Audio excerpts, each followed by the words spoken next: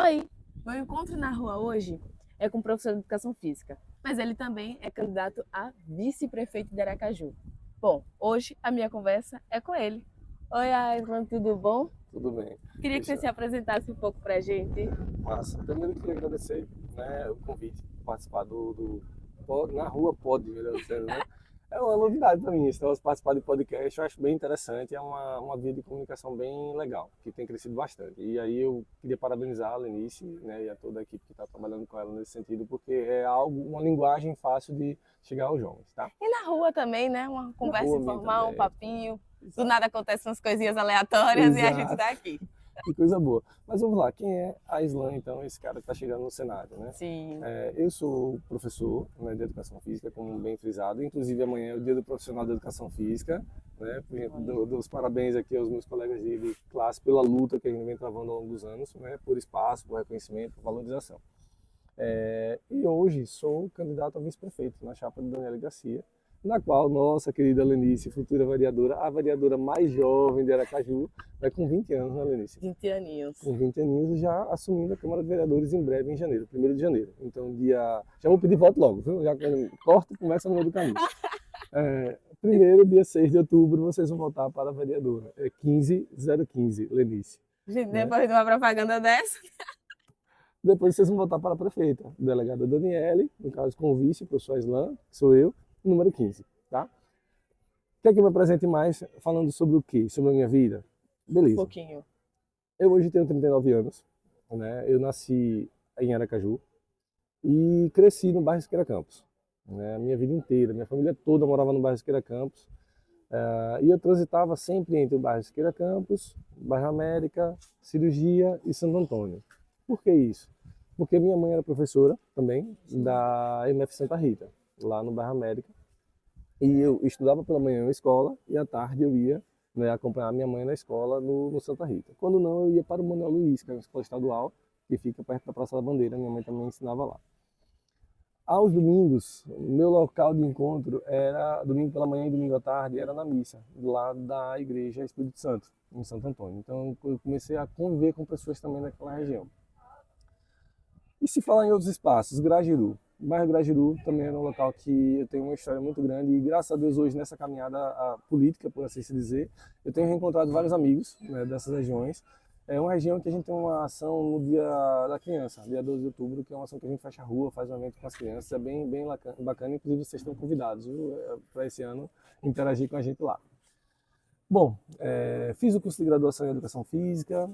Naquele momento, eu tinha passado no vestibular para Educação Física na UNIT, na Universidade Tiradentes. Não pode fazer propaganda da UNIT não, viu, gente? Na Universidade Tiradentes. E também tinha passado no vestibular para a UFES.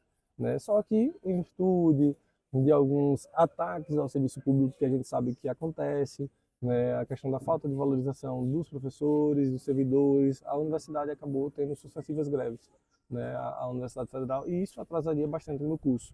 Então eu vi na UNIT uma possibilidade, né, de concluir o meu curso de graduação. Lá eu tive acesso a professores que me incentivaram a entrar no mundo da pesquisa e que me levaram a hoje, no caso, ser mestre, né, em Ciências da Saúde, né, e estar cursando o doutorado em Ciências da Saúde.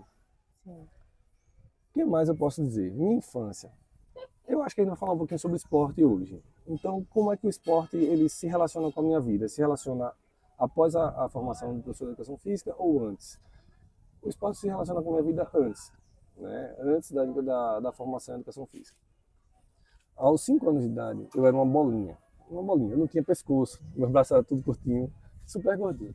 E naquele momento, né, todo mundo dizia: a gente precisa botar esse menino para fazer algum tipo de esporte, porque o esporte emagrece, o esporte é saúde, etc. E tal. E eu entrei na natação com 5 anos.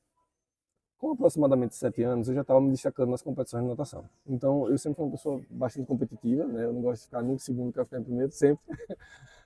E lá, com 7 anos, eu comecei a entrar em clubes para nadar, para competir, etc. Só que eu sempre fui uma pessoa que tive uma mobilidade, um controle motor, por assim se dizer, muito bom, né? Sem falsa modéstia, viu? E nesse período, os professores começaram a me ver como um destaque em outras modalidades, porque facilmente eu me adaptava no futebol, me adaptava no vôlei, me adaptava no handebol, e aí eu comecei a vivenciar diversas modalidades esportivas e isso foi crescendo meu amor pelo esporte. Fui árbitro da Federação Sergipana de Esportes Aquáticos. Em seguida, fiz curso de capacitação na área de futsal, de futebol, que eram as áreas que eu estava crescendo, de certo modo, em algum momento, até que culminou com a educação física. Uhum. Bom, política. Como é que chegou na política? Minha história na política. Um pouco diferente da Lenice. Eu me orgulho dessa menina aqui pelo seguinte, não só dela, mas de toda essa galera que está aqui nos bastidores. São pessoas que, na adolescência, já começaram a se envolver com política. Isso é uma coisa muito importante, que a gente precisa falar, né, de forma bem aberta. Os jovens, eles não se envolvem com política. Ponto. Sim. Isso é cultural, nosso. É de Aracaju, é de Sergipe, não, é no Brasil inteiro. Os jovens não se envolvem com política. A política geralmente é feita por pessoas muito mais velhas, digamos Sim. assim, que já têm uma história de vida, digamos assim, consolidada e talvez tenham alguns interesses que não atingem a questão da juventude, por assim se dizer. Às vezes até tem uma boa vontade, né, em fazer pelos jovens, mas não sabe de fato o que é que eles querem. Sim. Então, E nem aquela vivência, né? exato. Que o próprio indivíduo jovem tem. Exato. E aí é onde eu chamo a atenção para uma coisa. A gente precisa, de fato, dialogar com essa galera. Com certeza. A gente precisa trazer o pessoal dessa faixa etária mesmo, 16, 15 anos, até mais ou menos os 20, e inserir, porque essa faixa ela é desprezada na política. A gente sabe disso. Né? Dos 15 até começava ontem com uma pessoa na rua, a gente estava panfletando e um rapaz veio conversar comigo, pô, que bom, um vice-prefeito professor, tal, eu também sou professor, aposentado, e aí contou algumas coisas. E no meio dessa conversa foi interessante que surgiu o assunto entender o que a juventude quer e o que a juventude precisa. Sim. E aí a gente tocou no assunto de que forma? Como é que a gente faz para entender o que a galera precisa de fato? Né? Se a gente não conhece eles, não conversa com eles, não dá espaço para eles. Aí a resposta dele um momento foi o seguinte, tem muitos deles que dizem assim, eu vou tirar meu título agora com 16 anos porque eu vou mudar o mundo, digamos assim. Mas não sabe como, não sabe com quem e não tem apoio. Então, tirar o título e tentar fazer algum tipo de movimento que não dá certo. Sim. A postura de Lenice, que está aqui, eu vou puxar um pouquinho de saco para ela, ela é bem interessante porque ela veio para um partido, né, que é um partido que está se renovando. Né, é um partido que está se renovando. Eu vim para o partido porque é um partido que está se renovando. Eu não tinha filiação partidária nenhuma até abril. Inclusive ontem, em uma entrevista, fui questionado sobre isso. Eu falei, mas ninguém nunca vi você em nenhum partido político e tal. Como é que funciona? Como surgiu esse negócio aí? Sim. Surgiu da seguinte forma. Em novembro do ano passado, né, a Daniela me procurou e disse, olha, eu queria a sua ajuda para escrever o plano de governo, em algumas áreas específicas. Topei. Naquele momento, estava super bem, é só escrever, beleza. Faço os estudos, escrevo, tá tudo certo. Quando foi por volta do mês de fevereiro, março, aí ela falou assim, olha, você está contribuindo tanto com a gente, por que você não se filia ao partido? Aí eu digo, não quero me filiar ao partido, eu não quero me envolver com política. Repare, eu não quero me envolver com política. E já se envolvendo, né? Porque já Exato. estava ali escrevendo o plano, já estava ali acomodado, né? Isso me fez lembrar de uma frase de um professor meu, Ailton, que eu estava com ele, inclusive, numa reunião semana passada, de geografia. Quando ele me falou bem assim, na 8ª série, todos nós somos políticos. Sim. O ser humano é um ser político. O que a gente não pode confundir é a política com a politicagem. Sim.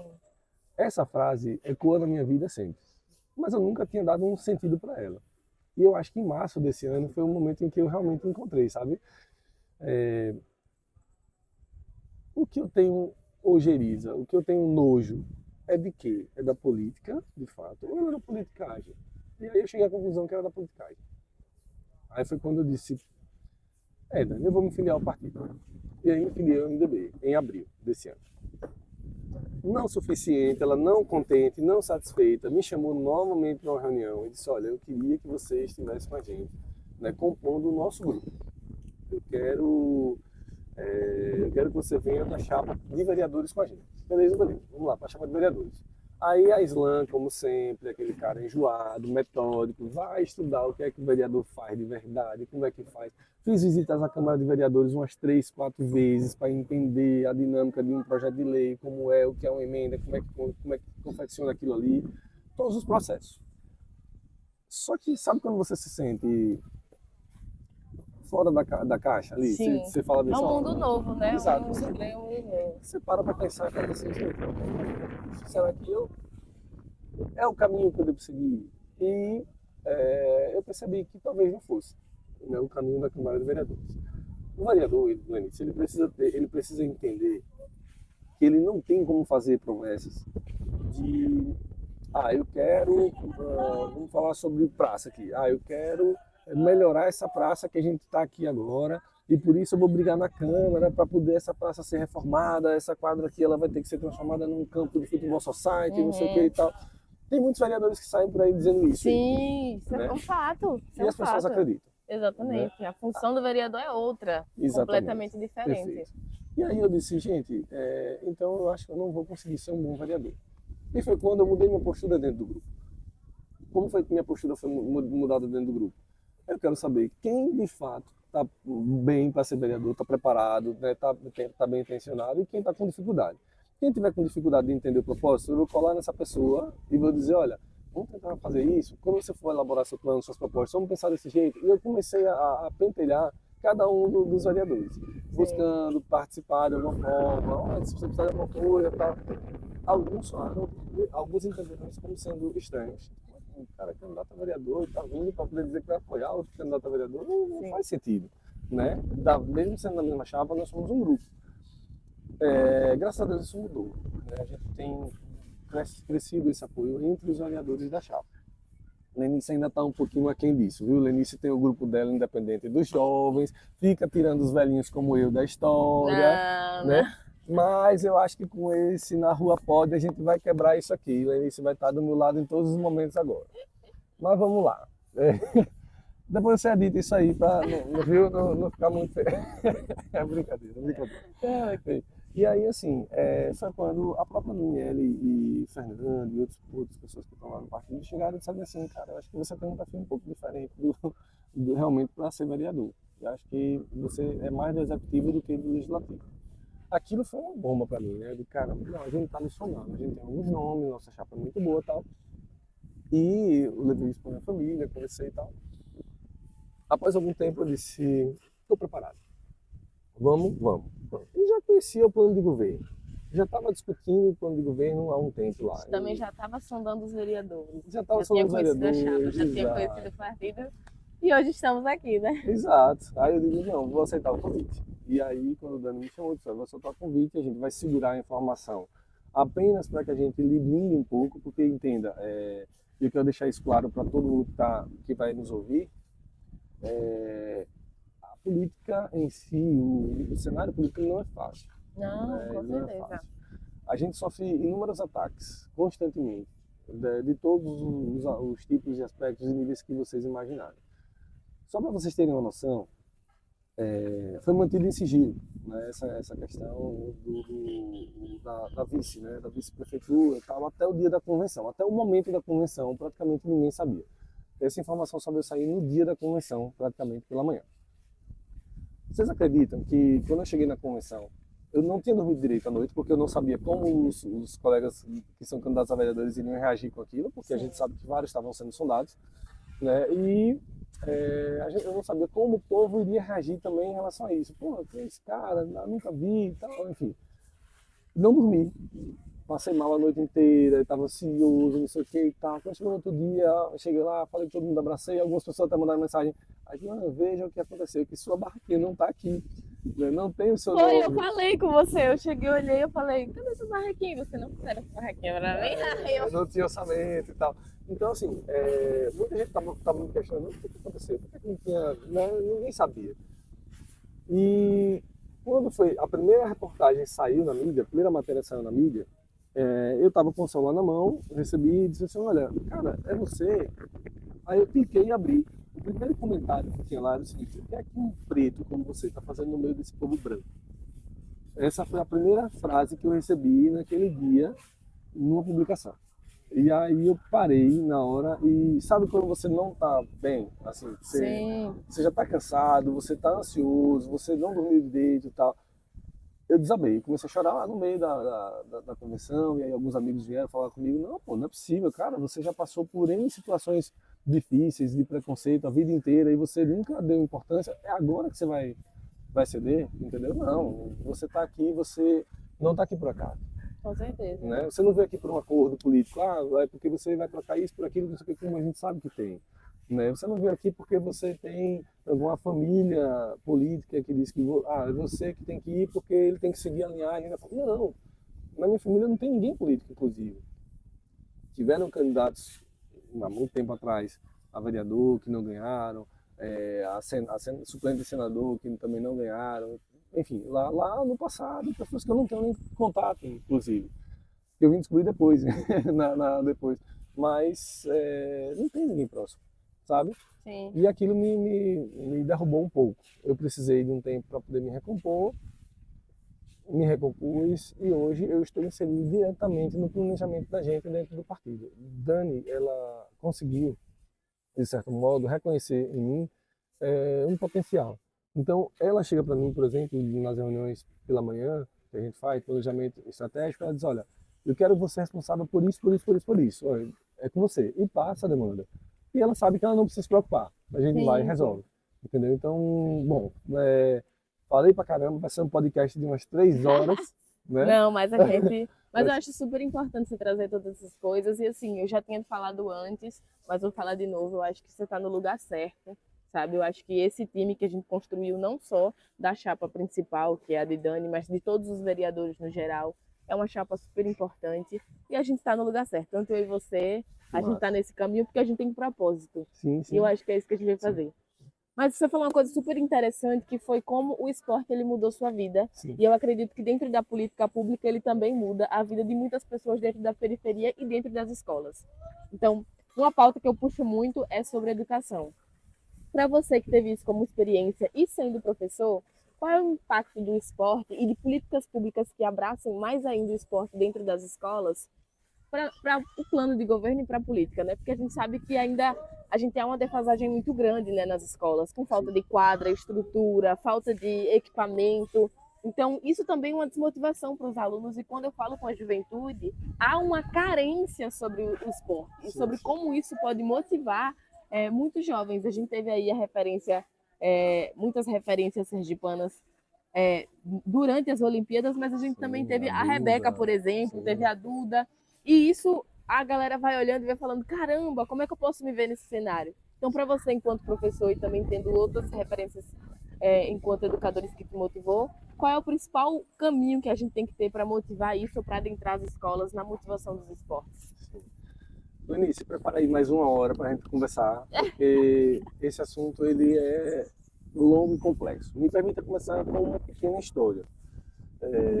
Eu sou professor desde 2008 na rede pública municipal aqui de Aracaju. Eu sou professor da maior escola da rede municipal, que é a MFB de Teixeira, lá no bairro São Carlos. A MFB de Teixeira, de 2008 a 2011, né, 2008 não, antes de 2008, antes de eu entrar, né, eu entrei em 2008 até 2011, ela era uma escola que não tinha quadra.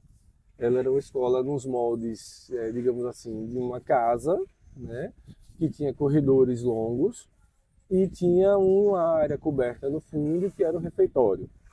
Quando eu cheguei nessa escola, tinha umas marcações no chão, né, para delimitar como se fosse uma quadra, mas não era uma quadra, era um espaço muito pequeno, inclusive. Que um professor tinha um projeto de mini handebol, que era o professor Alexandre. Muito conhecido, foi da federação do Sérgio Handebol, que é um professor muito, muito importante para o esporte sergipano, inclusive. Tem uma história maravilhosa. E ele tinha esse projeto de handebol dentro da escola. Levava os meninos para a competição, principalmente o handebol feminino, isso é muito importante frisar, porque o esporte feminino agora ele está tomando visibilidade, Sim, né? Está tomando uma maior proporção, tipo, a gente está tendo investimento, né, com políticas públicas e etc. Mas o esporte feminino ele não começou agora. Tem muita gente que com acha que começou agora. certeza. Ah, é agora que está começando. Não, não, já começou há muito tempo. Só que dou o braço a torcer. Minhas alunas lá eram muito guerreiras. eram muito guerreiras. Porque enquanto a direção da escola, por exemplo, e não estou fazendo isso a uma crítica, é uma questão cultural mesmo, Sim. estava preocupada em escrever os meninos nos jogos, né? As meninas não eram prioridades. Ah, todo mundo corre atrás da Isso minha é um bola, ponto não sei o também, que né? e tal. Sim. Então, tipo, para que eu vou investir nisso? Não tem visibilidade. Não vai. E sejamos sensatos. Aquilo que não dá visibilidade, a gestão dificilmente dará prioridade. Isso é fato, né? Imagine, eu lembro de uma frase de, vou mudar totalmente de assunto de esporte, mas eu lembro de uma frase de Marcelo Della, que ele dizia o seguinte: a gente pode fazer as estruturas de saneamento básico da cidade inteira, inteira, inteira, inteira. Eu não vou ter como botar meu nome na manilha para o povo ver, entendeu? E aí depois vão dizer bem assim, olha, ele não, ele não fez nada pela cidade. Esse tempo todo ele ficou aí e não fez nada, porque você não vê por cima o que acontece. João Alves já foi mais estratégico na época do governo dele e já disse, olha, eu vou construir obras visíveis. Se não me engano, Almeida Lima fez isso também, eu vou construir obras visíveis. Então ele construía praça e botava um azinho com um caju no meio, não sei se você lembra, em algum lugar da cidade. O João Alves fazia o quê? Construía pontes, construía praças, construía escolas, porque são coisas visíveis. Então, voltando para o esporte feminino naquele momento não era algo que daria visibilidade. Então, não valia a pena investir.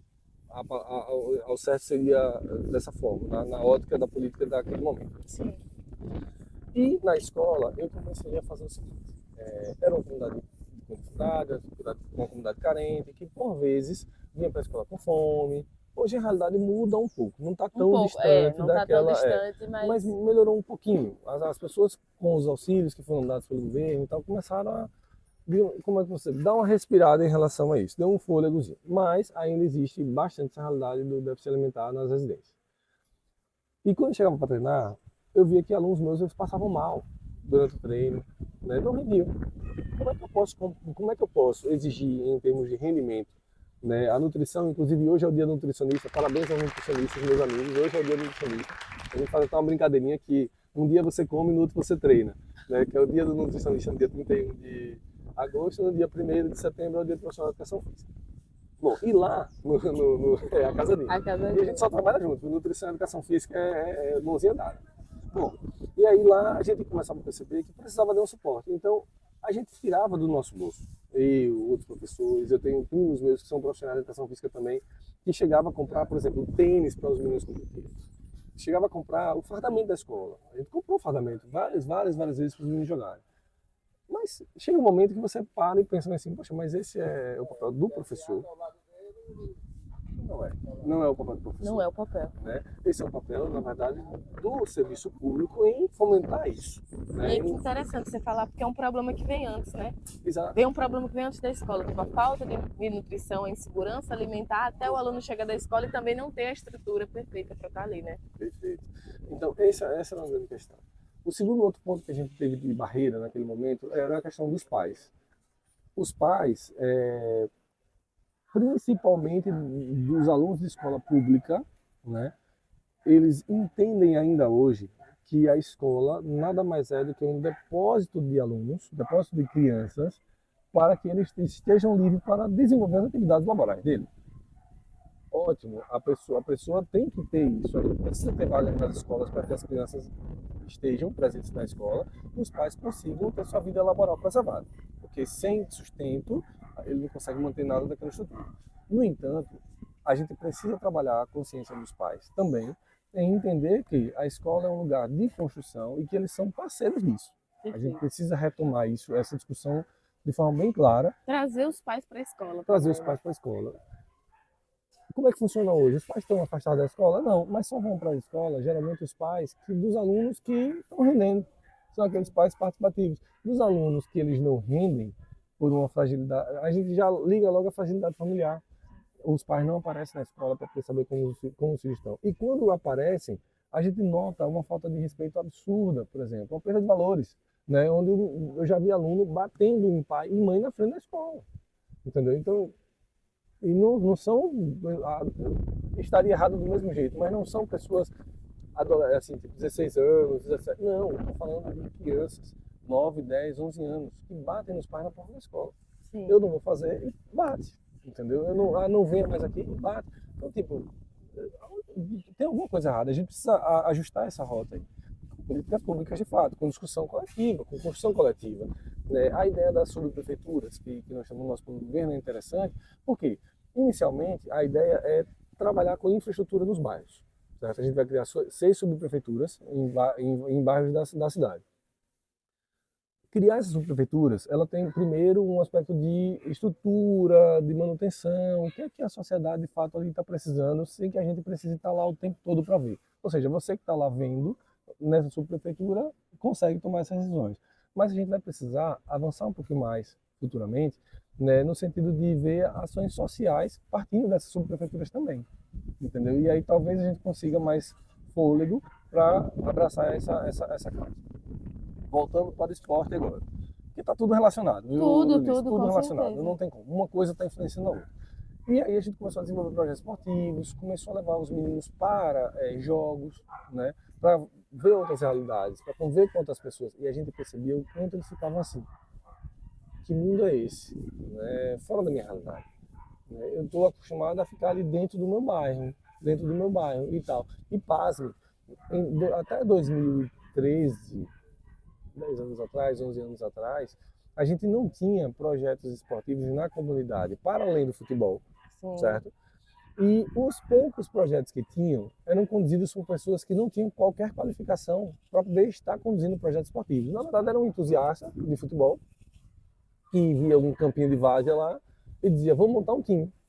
E aí pedia ajuda a um vereador, pedia ajuda a alguém, alguma empresa, alguma coisa que financiava, de certo modo, aquele projeto e ele rodava na comunidade. É importante o projeto? É importante. Agora, um projeto onde eu chego com crianças e digo que todo sábado eles vão para lá para jogar bola. Eu estou dizendo jogar bola no sentido não é no sentido ruim da palavra mesmo. Você joga uma bola lá e os meninos jogam achando que estão treinando, que estão melhorando o seu desempenho, não sei o que e tal. Não tem nenhuma instrução, nem nada. Não tem instrução, nenhum tipo de preparo, não tem nada. Não tem apoio psicológico, não tem a participação dos pais e tal. E com uma promessa de um olheiro vir para levar esse menino para ser um craque de futebol. Hoje está acontecendo isso com as meninas também. Mas o que é que me deixou um pouco mais tranquilo, de certo modo? Nós temos hoje um pouco mais de qualificação desses projetos. Ainda temos muitos projetos com pessoas que, sabe, não têm a menor competência, por assim dizer, para estar lá. E nós temos uma profissão regulamentada, que é a profissão do profissional de educação física. E que o Conselho Regional de Educação Física e o Conselho Federal de Educação Física são ineficientes hoje em atuar nesses projetos. Isso coloca em risco toda a sociedade e toda uma política pública, certo? Em termos de esporte. Esse é um ponto. O outro ponto vem em termos de como, por exemplo, a prefeitura e como o Estado podem trabalhar nisso. Existem diretrizes do Ministério do Esporte, né, que, assim, não vou dizer que determinam, mas direcionam, né, as ações do município e as ações de competência do Estado, as ações de competência do governo federal. Pasme, é muito pouco estudado isso aí. Sabe aquele negócio que você vê? As pessoas que estão nessas pastas, não estou falando mal, Secretaria de Esporte, municipal, estadual, que seja. Não, não é isso. Mas é muito pouco estudado a forma como olha, como a gente pode trabalhar efetivamente políticas públicas que atrelem o social, digamos assim, ao esporte, à educação, à segurança, entendeu? Ao empreendedorismo. Então, bem, o que acontece é basicamente o seguinte: se eu criar um projeto esportivo X, vem X de recurso para o projeto, então vamos fazer adesão. Entendeu? A parte operacional, filosófica da coisa, estruturada da coisa, aquilo que seria realmente de base, fundamental, que a gente sabe que é o que dá certo, infelizmente ela não é colocada em prática. Entende? Então, o que é que vende hoje? Falar sobre Bolsa Atleta. Tá, beleza. O Ministério do Esporte determinou que se a pessoa tem índice para participar do campeonato nacional, se a pessoa já treina com comportamento no segundo tempo, se a pessoa tem idade X, se ganhou não sei quantas medalhas, não sei o que tal, se foi premiado assim, tem direito a Bolsa Atleta. Ótimo, massa, é um recurso que está vindo para ele. Mas e com essa Bolsa Atleta ele vai fazer o quê? Ele vai pagar uma equipe? Não dá. Ele vai pagar o quê? Ele vai ter que priorizar alguma coisa. O que é que geralmente os atletas priorizam? Alimentação, suplementação, Sim. né? Que, gente, isso é outra coisa, sabe? O Estado tinha que entrar com realmente, como a gente tem a proposta, né? De criar realmente um centro de esportes. Né? Hoje na prefeitura nós temos um centro de esportes compartilhado, não sei se você conhece, fica no Conjunto Bugio. Já ouviu falar na Estação Cidadania? É um espaço extremamente bom, muito estruturado. Infelizmente, ele é de acesso limitado a pequenas parcelas da sociedade. Por exemplo, eu já tentei, enquanto professor, por diversas vezes, levar os meus alunos, né, da escola para conhecer a Estação de Cidadania. Olha, eu estou Sim. no São Carlos, no, Bugio, no Olaria ali, Jardim Centenário, Bugio. Cara, é um percurso de 1,5 km, 2 km no máximo. E eu não consigo levar os meus alunos para conhecer a Estação Cidadania, que é o espaço de esporte da prefeitura. Ah, por quê? Porque a prefeitura não dá transporte, entendeu? Para levar. A prefeitura não tem uma rotina curricular de conhecer locais, e a gente conversa muito com os professores na minha escola sobre isso. E claro, não é só na minha escola, acho que em praticamente todas as escolas, não acho não, tenho certeza.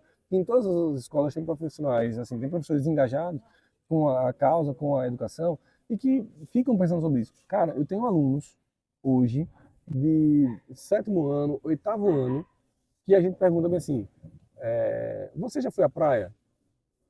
O cara tá com 12 anos, 13 anos, alunos de 14, 15, nunca foram à praia. Eles moram na cidade litorânea, a praia fica da entrada da cidade até a saída, a praia tem 17 quilômetros, se não me engano. Então, sim, e aí? Não tem como chegar lá na praia? O que acontece? Que você não consegue ir pra praia. Você nunca foi à praia, nunca foi à praia. O cara com 16 anos. Você pergunta, você já foi ao cinema? Nunca foi ao cinema. Você pergunta à pessoa, meu filho, você sabe onde fica o Teatro Ateneu? Cara, o que é isso? Sim. É aquele Esses grandão que fica do lado acessos do ônibus, do negócio de ônibus, é? limitados, né? Entendeu? Aham. Então, eu fico impressionado, estarrecido, na verdade, porque na minha infância, tudo bem, Aislan, você estudou em escola pública? Não, não estudei em escola pública. Minha mãe, ela fazia das tripas do coração para pagar uma escola particular para mim.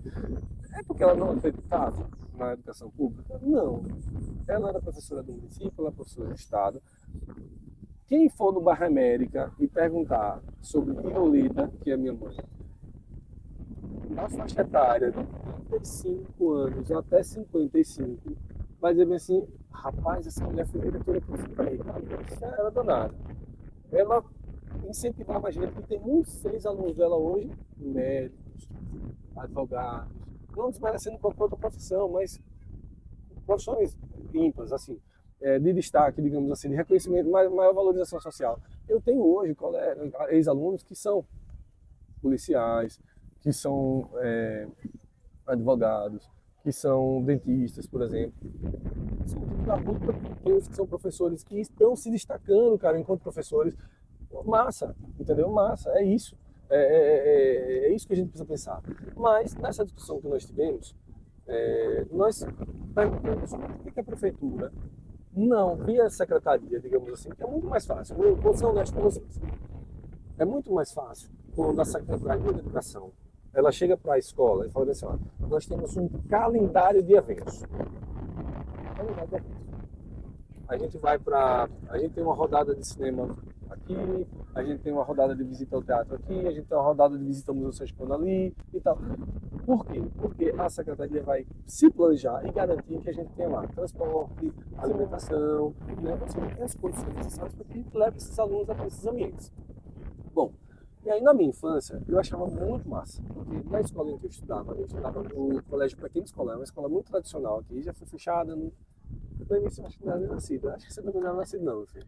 Porque ela ficava na Hermes Fontes, era a escola conhecida por ter o foguete na porta da escola. Vocês nunca viram essa...